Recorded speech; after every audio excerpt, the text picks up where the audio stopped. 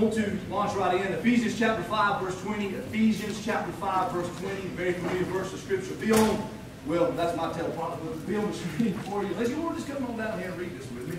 But it'll be up here. NIV is what we'll read from this morning. Not that that is our standard. It's just easier to read. I will not make the grade reference that I did last week because several reminded me of what grade it reads on the King James Version.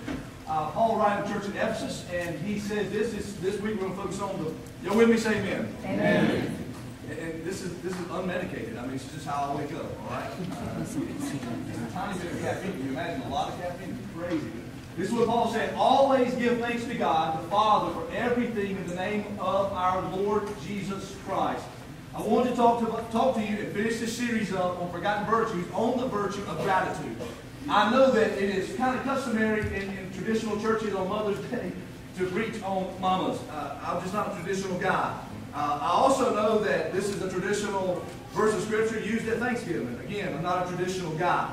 I have enjoyed this series. I told you that this series would not be one that you would every Sunday go, yay, man, I love that. That's a great word. No, it probably keep you right in the heart, all right? Because we have moved so far away from purity and honor, a sense of integrity, and we have definitely moved far away from gratitude. And again, we seem to think about it one time a year when, in essence, as a Christian, it should be a virtue or a characteristic that marks us and defines us. Now, again, Paul is writing this. He's talking about, in chapter 5, being filled with the Holy Spirit. And I know that the way we move into this arena of giving thanks, you cannot rearrange the word. It says, always. If you got a King James or a different translation to say in all things, everything. That means good, bad, and ugly. We are to learn how to give Him thanks. That is not an easy arena. That is not an easy place to live. That even in the bad times, that we give Him thanks. And I just want to remind us this morning very quickly how we can live in that arena and how people around us. Our next series here at 1, starting next week, will be influence. All of these virtues, you see how we have laid out the year, and no, we don't lay out the year. I normally go Sunday by Sunday. My staff, they sometimes get aggravated with me. I go by the seat of my britches, but I love how God lines it up. All of these characteristics is so that we could better influence the people that are around us and not even have to use words.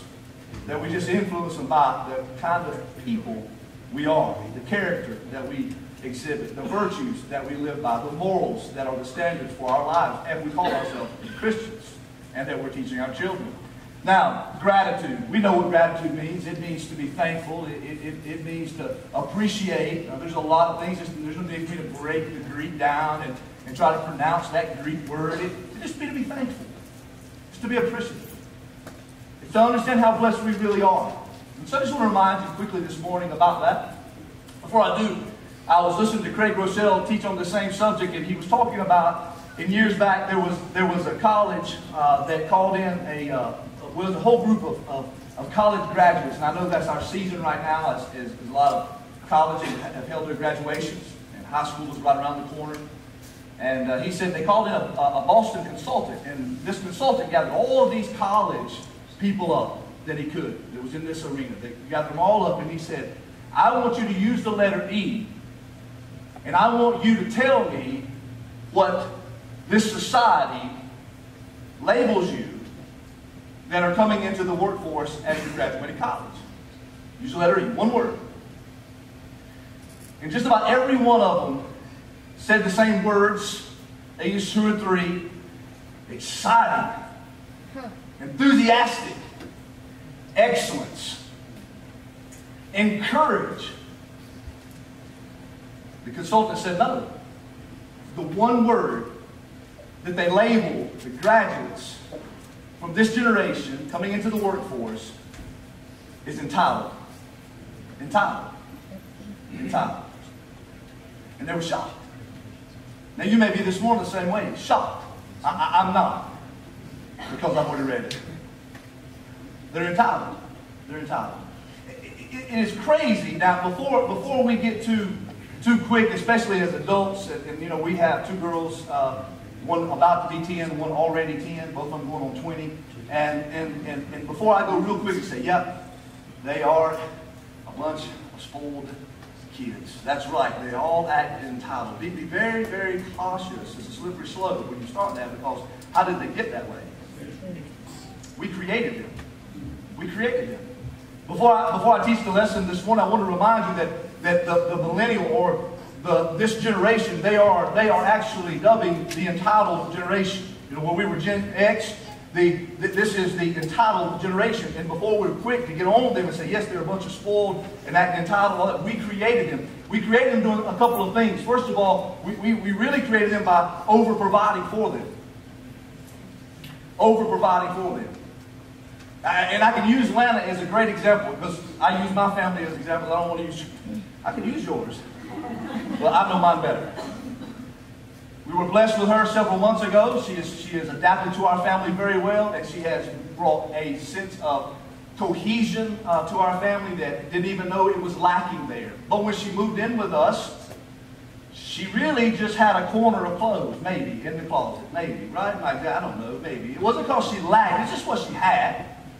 And so, and just to give you an example, go in there this morning and you can't hardly even walk through the room.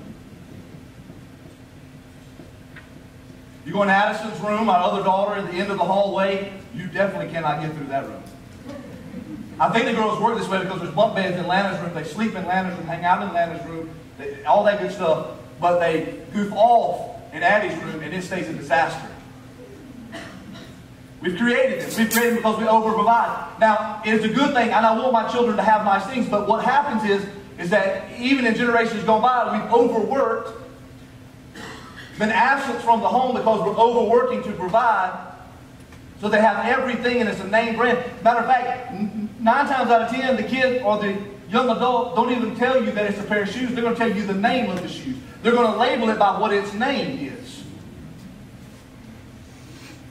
So not only have we created this generation that act entitled because we have over-provided, I mean, what's wrong with teaching them that they have to earn something?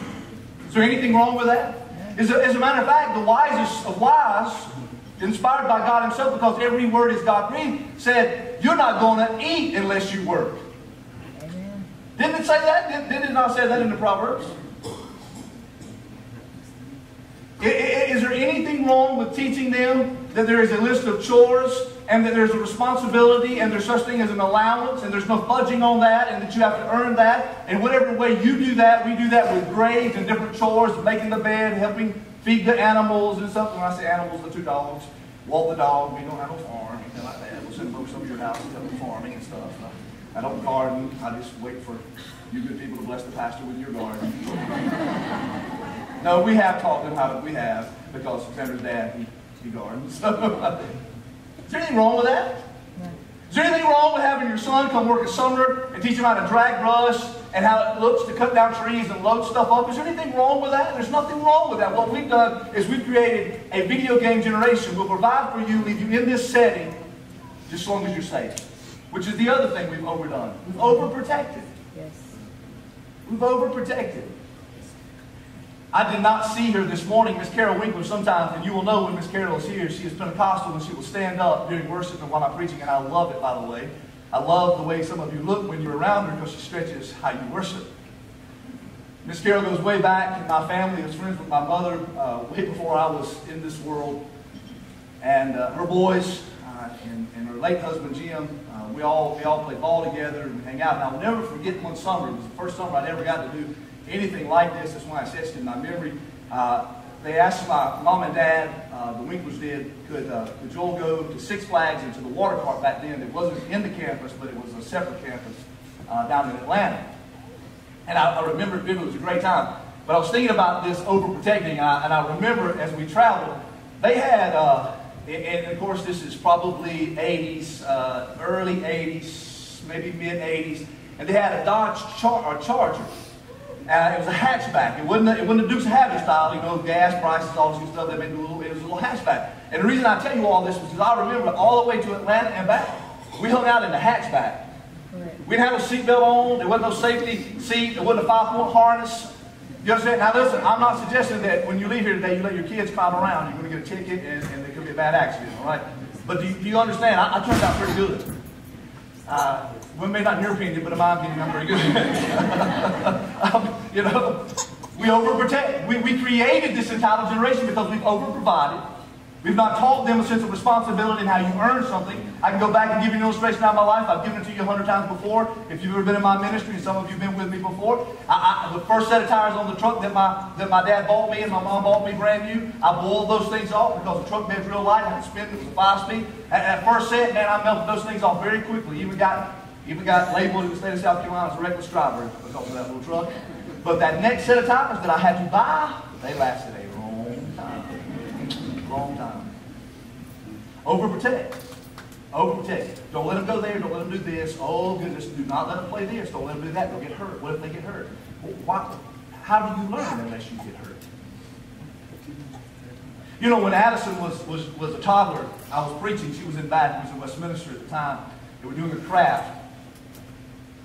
Little did I know, we had great revival break out and great altar call and things were going on. But little I know that during that time, what she had done is she had reached up and touched the hot iron that was being used to press down the craft for that day. And when she touched that hot iron, it just literally burnt her hand 2nd degree across the palm of her head. And they had rushed her to the emergency room. And her mother said, "Do not interrupt him." So things were just exploding at the altar and God was moving. Do you know to this day what Addison will not do? Almost 10? Just take a guess. Wild guess. You don't have to do it right. She won't touch iron. And I can give example after example after example. Now I don't set my child out and say, "Now find your way home, bless God." Give him a can of beanie weenies. The little pea can of, I'm not saying go that far, okay? Because I know you're nuts and you'll leave here, especially some of you guests, you go, "Man, the preacher said it was okay to use the word of God, so I'm going to teach them," okay? We just overprotect. I think one of the worst things I can do is not be real in front of my daughters.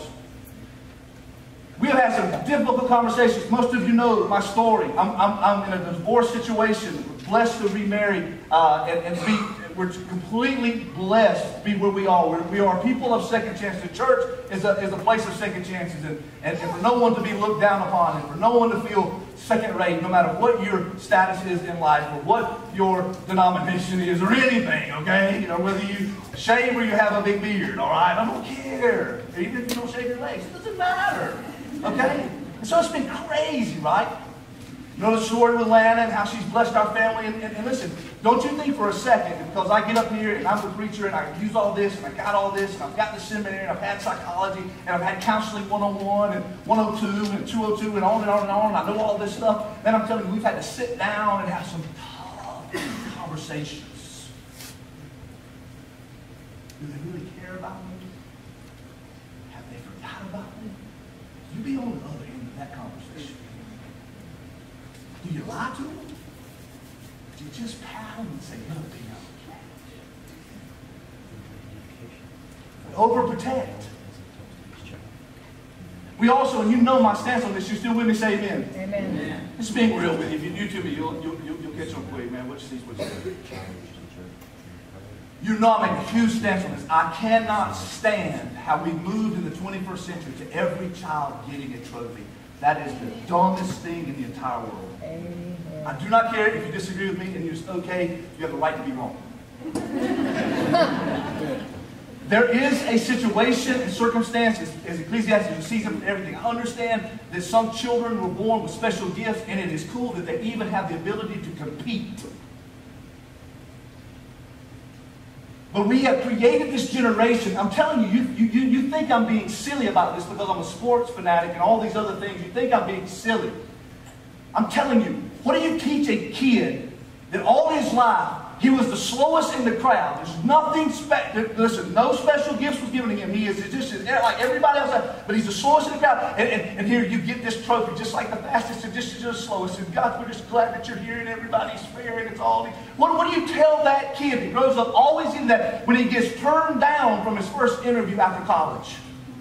Or he gets rejected from the school, or he doesn't get the date that he thought, or he gets kicked off of JV, or he gets kicked off of varsity, because you got to earn your way on those things. Right. Because it's talent, not just because you're a living being. Now, I'm all about equality, all right? Don't think I'm some chauvinist, all right? But I want to remind you, in case you look down your highest nose at me, our God is not a fair God. He is a righteous and a just God. All right? So be very cautious on that. But what we've created is, I was entitled that. Hey, I showed up for the job. You ought to be honored that I would even apply to your company. That's the mentality we create. So don't be too hard on those students. You and me, we've created it. Over-provided, over-protected. And this is what, and listen, you say, well, where is that in the Bible? You write this down, but I put it on the screen. I want to be very quick this morning. Luke chapter 15, we discover these two brothers. Okay? We know the story as the story of the prodigal son. But sometimes you just hear about the prodigal son and you don't hear about the brother. I want to remind you of both of them, very quickly, about what it's like to be the opposite of gratitude is being entitled and have that kind of attitude. Okay? All right, so let's look at the prodigal son first. Here is how you know if you are acting opposite of being a person of gratitude, but is Christ-like. And you're acting entitled and like a brat. This is it. This is it. You know, this is great Mother's Day. This is it. Here it is. Here's the prodigal son. This is what he said. He goes to his dad and he says, I want my inheritance now. The entitled adult, young adult, the child says, I want it now, Dad. No, I told you in a little bit. No, I want it now.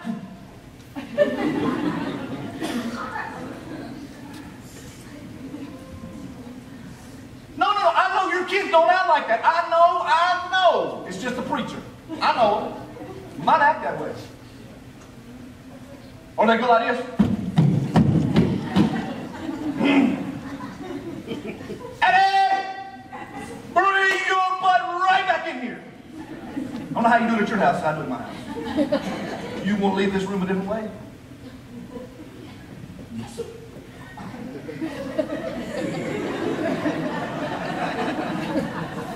Entitled. I want it now.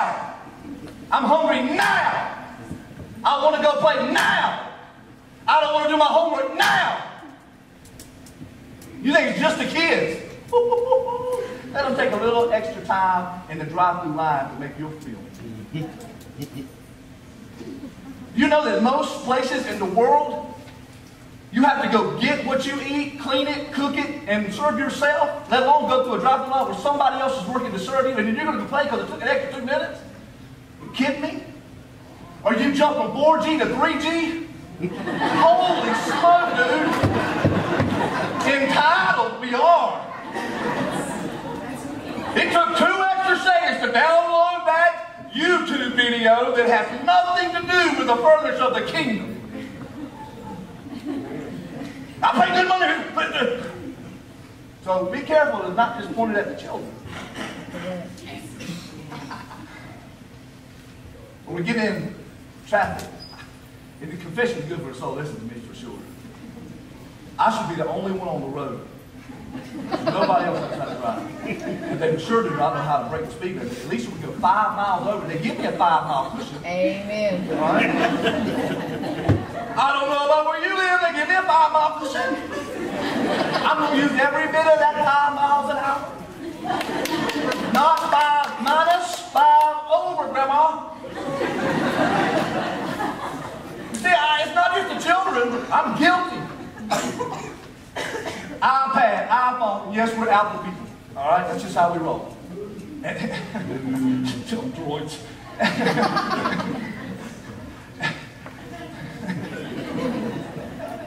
That preacher's good. Listen, you think what you want to think, man. I just have a good time. I've been that legalistic, stiff-necked one. All right? I'm the same way. I cannot tell you because I have a Gen 1 i5. Because my wife is so cheap, she won't let me upgrade yet. Okay? If we wait a little while, they will give us better deals. Okay, I'm holding out, baby. I'm holding out. But I'll say, this is stupid. I hate this. I hate this phone. This is the dumbest technology. It's not his children. Not his children. Not his children. The prodigal son in Luke 15 said, I want it now. And he squandered it. If you don't teach them to wait for something, they'll never be a Christian. I'm getting to gratitude, I promise you. If you don't teach them, can I be real with you? This may not be really silly, especially you young ladies. I told them purity. If you as moms and dads don't teach your children boys and girls, to wait. If they just give something away, there's no value in that. Amen. And then the guy that's down the line that really is who God made for you, he'll have a hard time valuing you.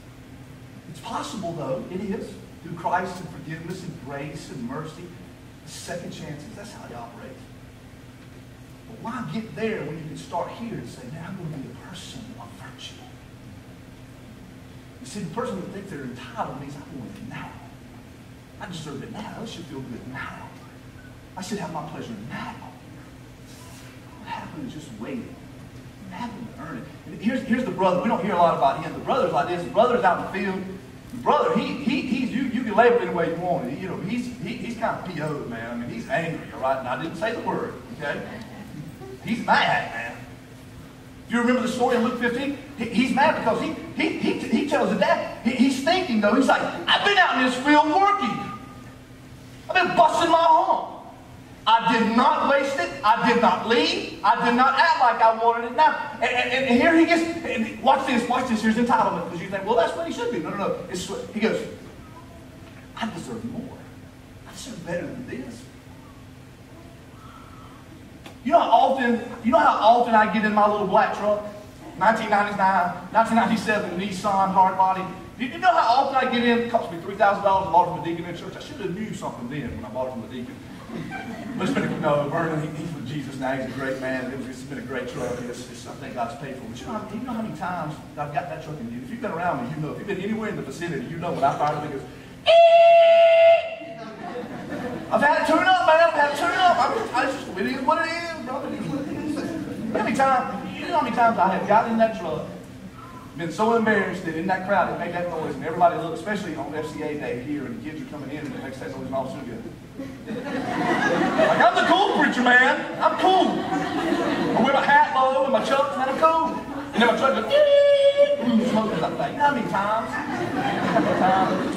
I put some brake fluid in there to cut the smoking out, but I'm just saying. If anybody else has a smoking vehicle, put a little brake fluid in there, I'm just telling you, man, it just loosens up. Anyway. That was redneck freak tip. How many times I've gotten in that truck and to do that and get embarrassed and get down to the red light and this big jacked up truck with all this nice wheels and tires and tinted windows and Nerf bars and all this stuff and then I look up because I'm in a little I have to look up like this and I look up and there's some like teenage punk in it. It's too real for your mother. I'm so sorry. How many times I have had this thought? Some of them are, trust me, especially when they don't know the turn. How many times I've had this thought? How many times I deserve better than this little truck? It's not just the kids. You ever had your kids, you ever try to give them something and they act like they deserve better? Yeah. You ever done that? You ever give them something and they may not say I deserve better, but when they look at it, especially as they get older, you know what I'm saying? As they approach puberty, they look at it and they go, yeah, thank you. I deserve better. Entitled, the brother said, I deserve better. The prodigal said, I want it now. Both of those are the opposite of what God's called us to be. People who give thanks always. Gratitude. Let me give you one more story in the invitation. Same book. Now we launched from Give Thanks Always, okay? Ephesians 5:20. Told you the story of the prodigal boys. Luke 15. I'm going to tell you about another story in Luke 17. You made these notes and you'll read it later on your own. Luke 17 tells us a story of Jesus and 10 lepers. Say 10. 10. Say 10? 10 lepers. You know leprosy. I don't have to preach this to you. You've been in church any time, been around. And leprosy was a horrible disease. Sores, rot skin away. Sometimes lepers would fall asleep and rats and all their fingers off by the time they woke. It was just disgusting, oozing, just nasty. Not only was it physically nasty and horrific and ravaged the body, but it was emotionally and socially it was devastating because they would have to live outside on their own. They would have to holler unclean if they approached anybody. It was unreal. Well, these 10 lepers heard Jesus was coming, and already you know how it was in that day. That man, it was publicized that Jesus was a miracle worker, that he was healing people, and they go, this is my last chance. This might be my only shot. And so those 10 lepers, in Luke 17, they run to Jesus. And they ask him if he will, if he'll heal them, if he'll cleanse them, if they'll just perform a miracle in their life. And I'm paraphrasing, but they ask him to heal them. And Jesus, he tells them, he says this in Luke 17, he tells them, he says, go show yourself to the priests. Which what he was doing was, remember, he said, I didn't come to do away with the law, but I come to fulfill the law. So he was going by Levitical law, and having to go to the priests. But the Bible is really cool because of their obedience. Those 10, say 10? Yeah. Those 10, they turned to go do what Jesus told them to do, and it says this, miraculously, they're healed. They're cleansed. Now this is where the story gets interesting, and this is where we get to gratitude. Luke 17, the story takes a funny turn for us. It literally tells us that one comes back to Jesus, falls at his feet, worshiping, praising him, thanking him, gratitude. So my question to you this morning is, will you be the one that don't live a life that says, I want it now, and I deserve more, and I'm better than that, and I'm too cool, I can't even sit up. I'm cool. I know it all.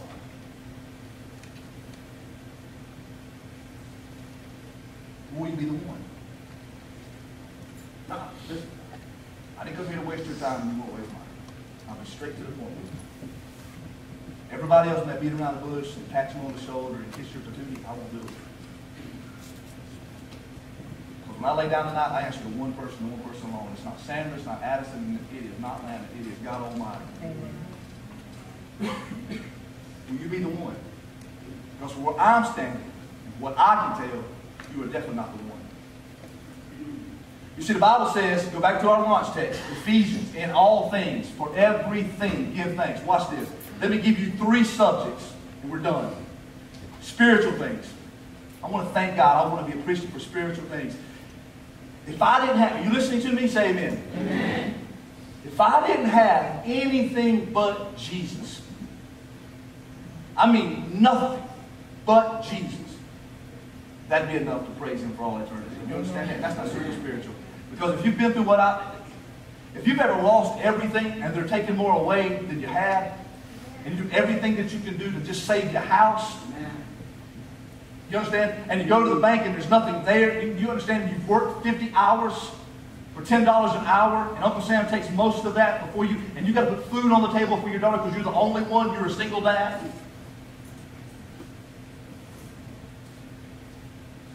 And you think everybody else, the phone don't ring anymore?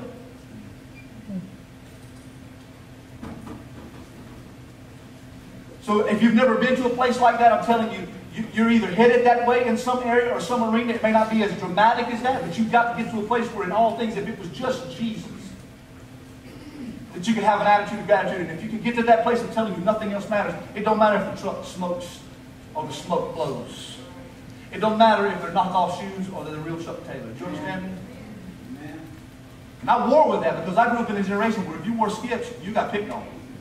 And I'm telling you, my mama shopped at Pick and Pay. I don't know if y'all remember Pick and Pay. I wore Cougars. And I thought I was something when I had the Cougar clothes on. I was stepping high cotton in. Y'all don't know nothing about that. Spiritual things. This is Dr. Adrian Rogers' outline, by the way. The late Dr. Adrian Rogers. A portion of his sermon on gratitude. He said, we're going to be able to praise God, we're going to be able to thank God, we're going to have an attitude of gratitude for spiritual things. He said, secondly, simple things. You should be thankful for your family, your health, for food, even a glass of water. Did you know that most of the world cannot just go in? Have you ever been to and I know some of you have. I'm telling you, when I got back home, because I'm a water drinker, I like water. I mean, it's just part of my journey. But I'm telling you, my times in South America, that's where I spent most of my journey. It's on foreign mission. Peru and Chile and Andes Mountains, so on and so forth. It's like if I got water over there, it didn't taste right. I wasn't supposed to drink it anyway, but it didn't taste right. Then they would drink this what we would call sparkling water. Ugh. can't do it. It's like, where's the Coca-Cola, man?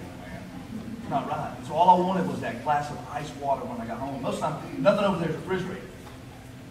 So, I mean, just imagine that you go to your faucet. I mean, listen, I'm being serious. I'm not trying to be super spiritual or tug at your emotions, but just think about all the times you just go over to the faucet and you just turn it on. And the water comes running out and it's clear. Now, I know some of you may moan it may look a little bit funky. You know what I'm saying? It may smell a little funny because they put chemicals in it. I understand that. I get it. I wouldn't drink it either. But you get the principle I'm teaching this morning, right?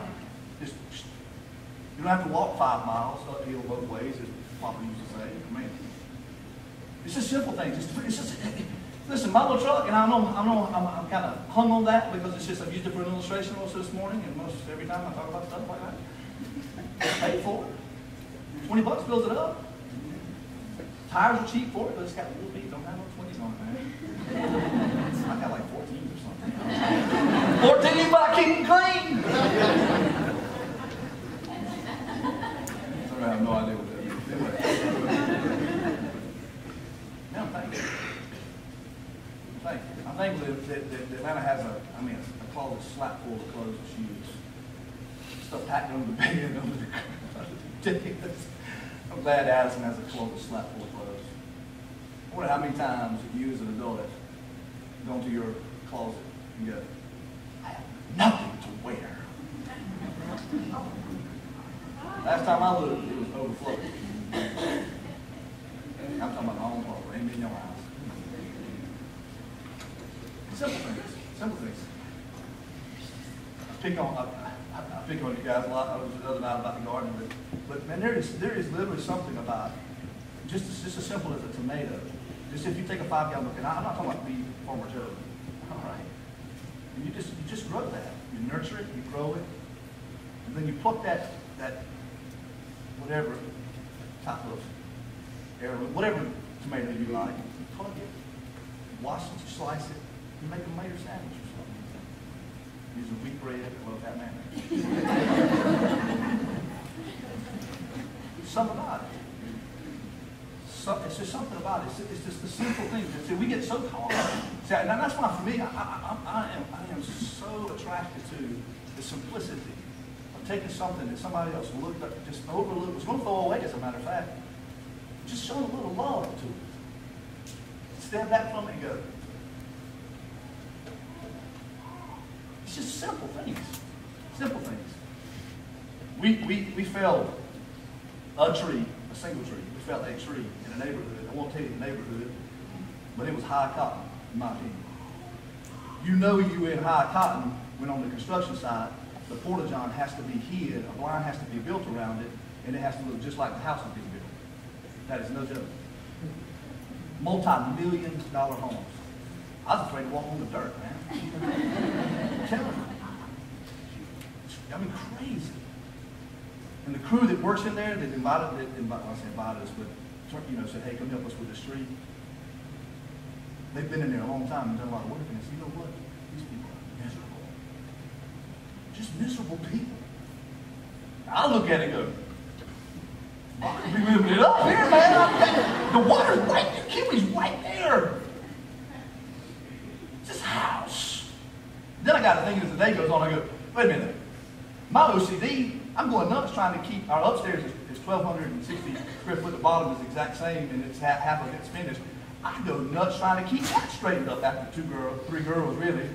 I don't know what I do in a house like that, but I will never forget it. They're just miserable. He said it's so tough getting money out of them. They're just bitter people. See, I'm grateful for the simple things. I'm mindful for the air that I breathe in my lungs. You know, most days, it will never be the same for me because of Mom being in heaven. This year we're working on 12 years she's been gone. And this is not a, please. Some of you know exactly what it's like. Some of you, Dad. I mean, but I went to talk with Mom a little while. I try to do that every year. I try not to even say anything about it. I try to slip by, spend a few minutes, clean the grave up, do what I do. And I was reminded.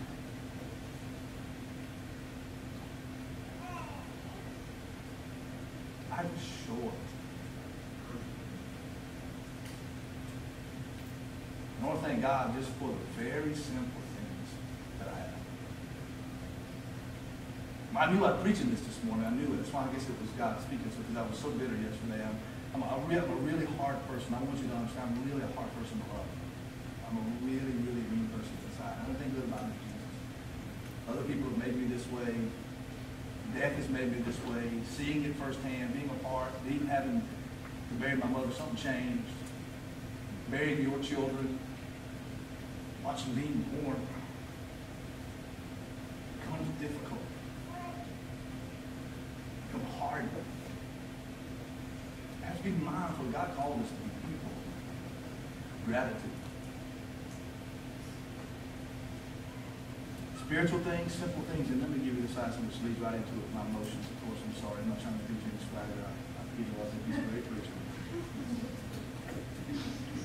You ever notice some preachers, I believe they cry on man, you know what I'm saying? All works. I was raising Rogers in his little outline. It was a big outline. This is just a small portion of it. He said we should be able to be grateful for simple things, spiritual things, and ultimately sorrowful things. If we believe the Bible to be true and every word to be inerrant and infallible, we also have to believe in Romans 8:28 when it says that all things, A-double-L, as Richard Point used to say, all things, A-double-L, son. All things work. My healing. That's why I think it is important to teach our children to lose and to lose with integrity. I think that's why it's important that we teach the people around us what it means to be disciplined and what it means to be respectful and to be people of honor, even when it hurts, to spare the rod is to spoil the child.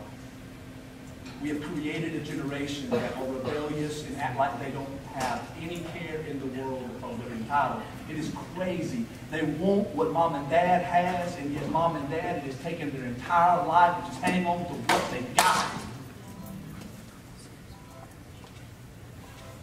Sorrowful things can teach us. I don't understand them. I don't get it. I don't like it. I'm just like you. My flesh hurts. It aches. I struggle. But I've got to believe that if God give it and He can take it, that He's given it for a reason and that He has taken it for a reason.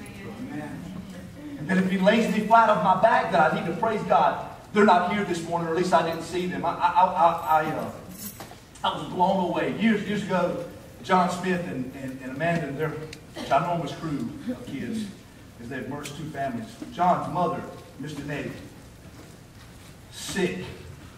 Boy, she was a sick lady. I spent more time in a hospital with her than I did anybody else, any parishioner at that season of my life at the pastoring. And yes, I'm that type of pastor. I think a pastor will go and pray with people. And I spent a lot of time with all hospitals all over. Man, she'd go and it'd be one time a year, easy. Mr. Nettie Smith. She taught me something. There were days that I would go by, there'd be nobody else there. It would be Miss Janetti laying in the bed and hooked up all the things. And before I would enter the room, and of course, I learned early on, I better knock before I enter the room. You're just going to regret it if you don't, from time to time.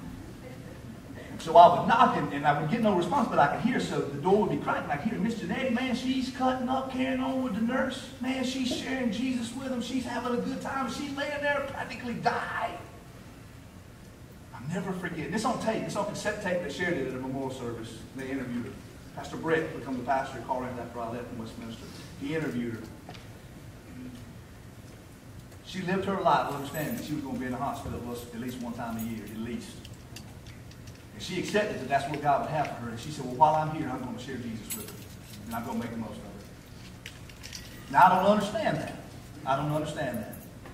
I've often taught you, I've even taught you, that those disciples, when Jesus said, get in the boat and go to the other side, they didn't do a thing wrong to deserve the storm. It was a part of the process. So I don't know where you've been living as far as your gratitude, your thankfulness, or if you've been acting entitled. And we can do that, and don't be too hard on our kids. They pick it up from us. Men, we act that way with our wives, we're entitled. We can be the biggest babies in the room. Or mom could act that way, and she could simply say, I deserve more, because she said, I don't have a thing, and I don't have this, and I don't have that, and this and that, and the way we carry ourselves. Sometimes it's not even the words we use, it's the character. It's how we live. Did you know your kids don't need you to provide for them over the top? They need your attention. They need you to sit down across the table from them and let them cry and get it off their chest, even if it hurts your feelings, because you don't really want to hear that from them, and be honest with them and love them and give them some time. Most men and women would do good in the area of being a parent if you would get over yourself and just grow the flip up. You are not a kid anymore. You made a kid. So be a mom and be a dad. And be thankful that you have them. You know that I know people right now that absolutely cannot biologically have children. And then I know people on the other side that can spit them out like a production line. But can give 2 cares. I was going to use another word. So we'll see it there. See, I teach my children there is a difference between being a mother and being a mama. Amen. There's a difference between being a father and being, as mine call it, giddy. It's a huge difference.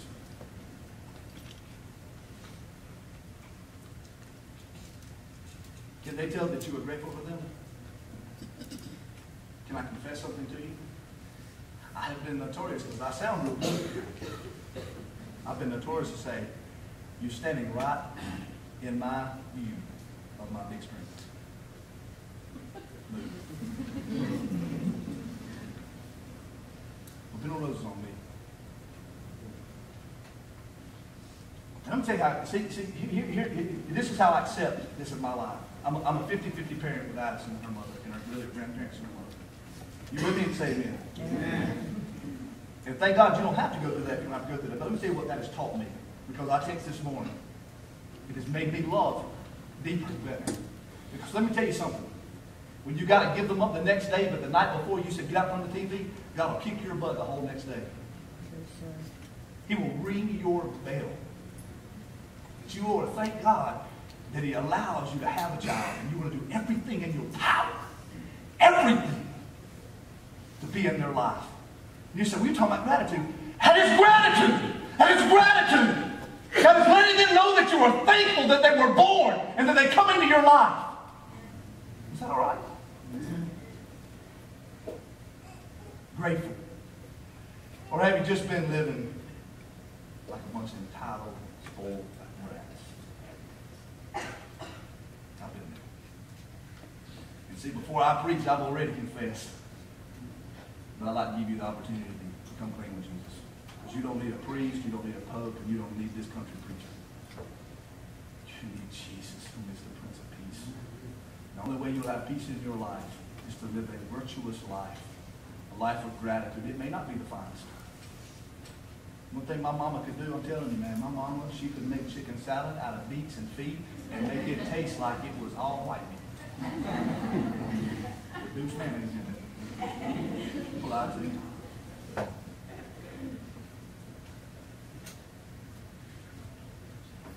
Where you been living? How's your gratitude? Man, when you come, we're going to give you an invitation. Everybody else stay still. Band come. Team come. Listen to me. Don't pay attention to them moving. They're going to get up from their seats because we like for them to listen to the message too. Listen to me. Gratitude is an attitude. You hear me? Say that with me. Gratitude is an attitude. Say it again. Gratitude is an attitude. But from that attitude, actions spring. You've been having bad actions? Because you got a bad attitude. Your mouth been bad? It's because you got a bad attitude. You get the point I'm going on. I'm as silly as my music selection will be bad when I have that attitude. Because I like to feed that rage, that Hulk in me. No joke. I get in the mode, I don't care, and don't care who cares that I don't care. There you go. Gratitude is attitude, but it will absolutely spring forth into action. So if your action has been bad, stinking, bitter, then you've had stinking thinking, and you haven't had attitude of gratitude. But if you'll just stop a moment and just look within yourself and then immediately around you, you got a whole lot to be thankful for. And if you've let stuff go by the wayside, well, there's no time like now to start making amends. You see, the word of the Lord came again unto Jonah. After the well's been about. Anytime you come out of the well's belly, the word of the Lord will come again.